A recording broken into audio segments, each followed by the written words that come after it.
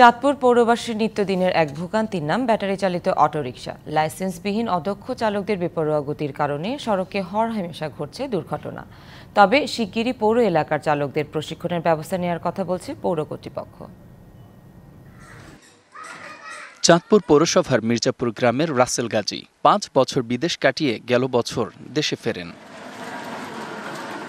পুঁজি ও শ্রম দুটোই কম হওয়ায় উপার্জনের জন্য বেছে নেন অটোরিকশা চালানোর পেশা। জমানো টাকায় কিনেও ফেলেন একটি, নেমে পড়েন সড়কে। সে আয়ে চলছে তার সংসার। নিজের অটো নিজে চালাই, আলহামদুলিল্লাহ ভালো আছি।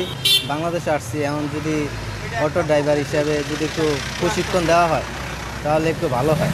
রাসেল গাজীর মতো এমন অনেকেই এখন এই পেশায় দাপিয়ে বেড়াচ্ছেন চাঁদপুর কুমিল্লা আঞ্চলিক মহাসড়ক সহ শহরের প্রধান প্রধান সড়ক ও অলিগলি। এতে লাগছে না কোনো ড্রাইভিং লাইসেন্স। কিশোর ও নতুন চালকদের বেপরোয়া গতির কারণে প্রায় ঘটছে দুর্ঘটনা।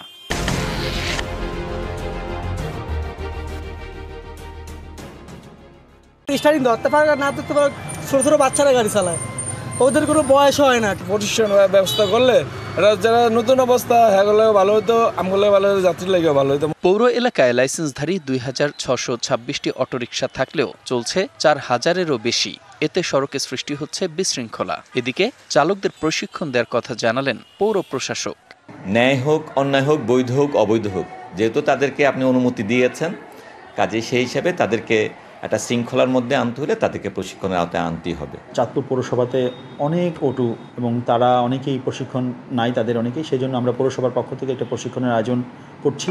আগামী ২ সপ্তাহের মধ্যেই তাদের এই প্রশিক্ষণের কার্যক্রমটি আমরা সমাধান করতে চাই।